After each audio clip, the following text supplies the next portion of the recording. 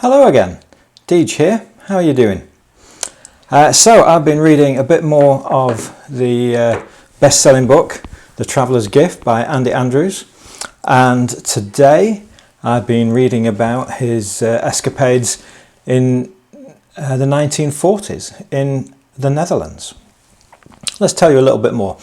So David Ponder, our traveller, is travelling through time and space, receiving gifts from assorted notable people.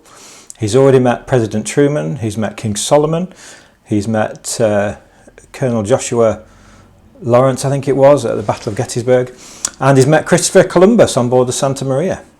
Who next? Well, next he finds himself in the company of Anne Frank. Now, if you've never read The Diary of Anne Frank, I suggest you do, but you've almost certainly heard of it. And it's about a Jewish teenage girl living in hiding during the Nazi occupation of the Netherlands. And it's in her company that David finds himself. So obviously this is a terrible situation for her and her family and some of their family friends. There are 8 people living in a small room or a couple of rooms in the back of a warehouse.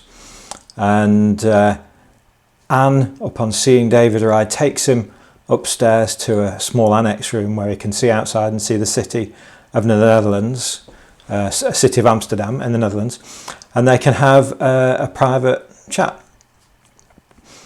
And during this chat, David asks her, "Do you not complain?" I'm going to read what Andy Andrews says she answers. "I do not complain," Anne said. "Papa says complaining is an activity just like jumping rope or listening to the radio. One may choose to turn on the radio, or one may choose not to turn on the radio.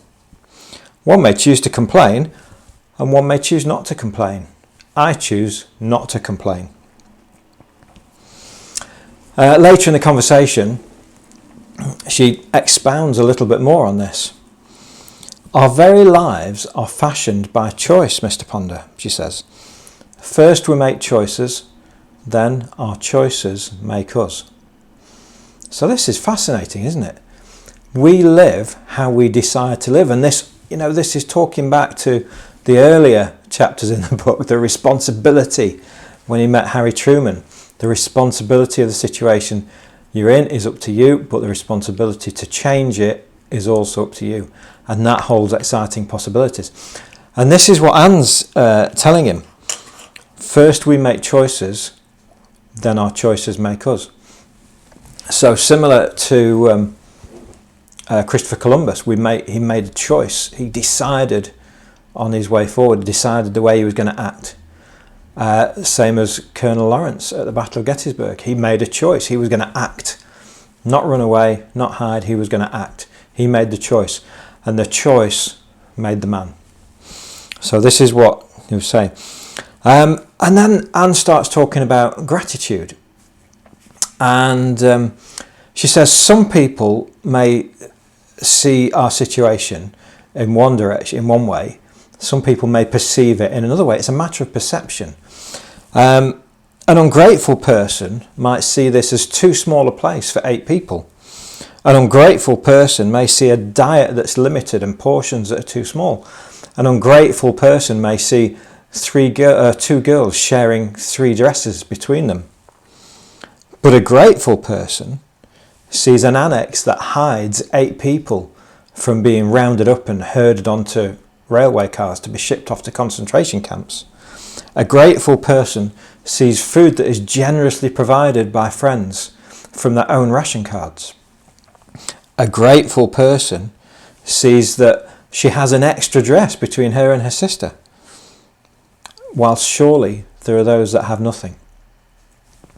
So gratitude is part of this choice not to complain. She chooses to be happy. If I'm ever in a bad mood, she says, I immediately make a choice to be happy. Now, I was listening to a Tom Bilyeu podcast, and he does a very similar thing. Whenever he feels himself getting wound up, he makes a choice to be happy, and he'll start laughing and laugh out like a loon, he says. And sometimes people look at him and think he's just completely gone out, but it's a state change. He changed his state, he just burst out laughing. The first choice I make every day, says Anne Frank, is I choose to be happy. I look in my mirror and I say, today I will choose to be happy. Great, isn't it? So happiness is not situation based. Happiness is not emotion flitting backwards and forwards depending on the situation.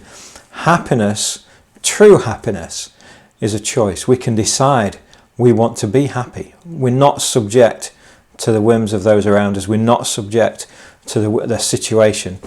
Happiness is a choice. We can get up each morning and decide we're going to be happy. And for the last few days since reading this, that's what I do. Every morning I get up and in the first few minutes I laugh. Just for a few seconds I laugh. I make a point of laughing. And it's been psychologically proven that as well as laughing when you're happy, laughing actually causes happiness. There's a reverse procedure that goes on in the brain. Whatever brain synapses fire backwards and forwards, when you're happy and those synapses fire and cause you to laugh. When you laugh, it actually works in reverse and it causes you to be happy. And this is scientifically proven. I've read this in assorted books. There's another one by a very eminent Israeli psychologist that I was reading a little while ago. Dan, I can't remember the name of the guy, but absolutely fascinating. Maybe I'll review that book shortly. Anyway, we'll see. But yeah, happiness is a choice. We can decide we're going to be happy. My life, my personality, my habits, even my speech is a combination of the books I choose to read, the people I choose to listen to, and the thoughts I choose to tolerate in my mind. So her situation is a choice. The way she perceives that situation is a choice. So excuse me while I just go to the next quote I want to read. Yeah. So apparently some of the other people in the hiding place where she lives think she's living in a dream world. But Anne says, no, this is not so. I am aware of my situation. I do not deny my situation. I just choose to deny the finality of it. And this is like any of us. If you're not happy with your current situation, if you're not comfortable in your current situation, you can still choose to be happy. Not by denying the situation that you're in, but by denying the finality of it. We can choose to move on. We can choose to take a new path.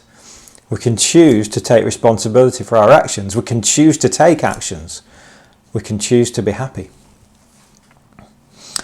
Life itself is a privilege, but to live life to its fullest, that is a choice. So the decision, the fifth decision I think we're up to now in the Traveller's Gift, the fifth decision is today I will choose to be happy. Thanks for joining me. I'll catch you again next time for the sixth decision for success. Wherever you are, I wish you well. And I wish you happiness. But it's of your own making.